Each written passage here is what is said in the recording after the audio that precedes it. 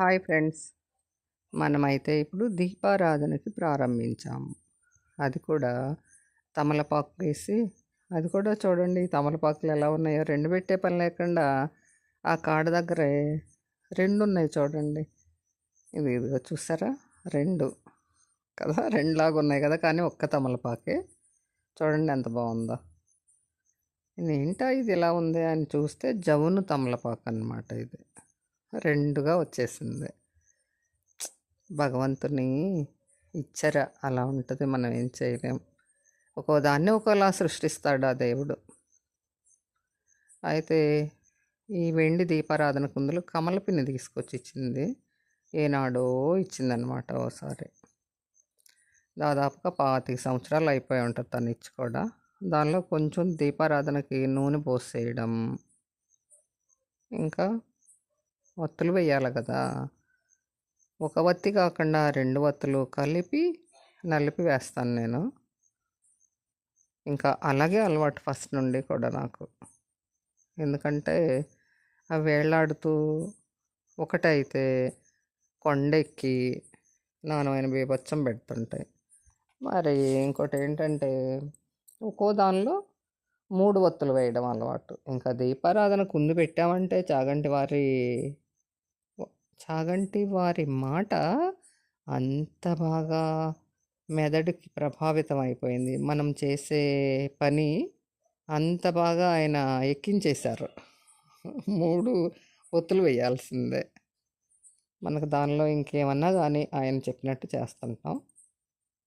వేసి ఆ 3 ఒత్తులు వేసేసి ఒక ఏకహారతి తీసుకోవాలి.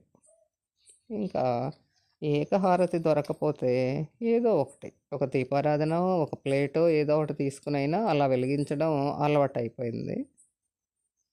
ఇంకా దీపారాధన అంటే అలా చేయడానికే మరి ఇంకా మన ప్రాక్టీస్ కానీ, మన విధి విధానాలు కానీ ఇంకా అలా అలవాటైపోయిందండి, అంతే.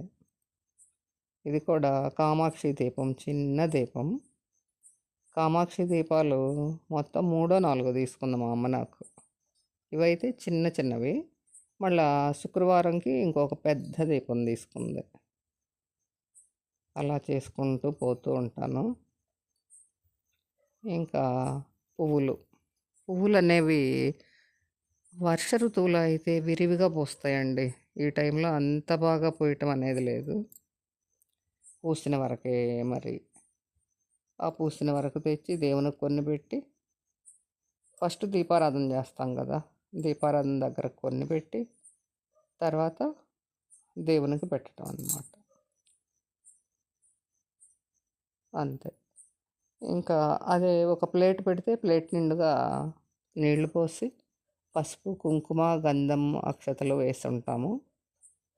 అయితే ఇక్కడైతే మాత్రం తమలపాకులు మాత్రమే పెట్టాను కాబట్టి ఇంకా ఉద్ధరణతో కొంచెం నీళ్ళు తీసుకుని వేస్తుంటాను. ఇప్పుడైతే గంధము కొంచెం రాసి బొట్టు పెట్టాలి.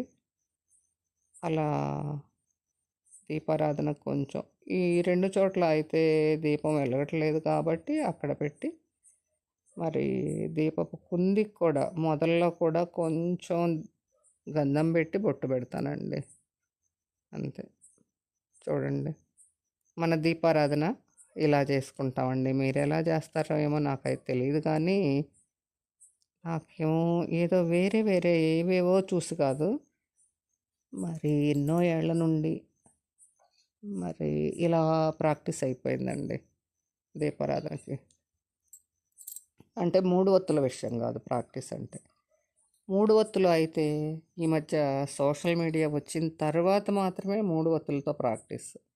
ఇక అంతా కళ్ళు నిండుగా పోయాల్సిన నీళ్లు కొంచెం ఉద్ధరణితో కొంచెం కొంచెం వేసేసి సర్దుబాటు చేసేసాం. అలా అన్నమాట. అలా ఉంది పరిస్థితి.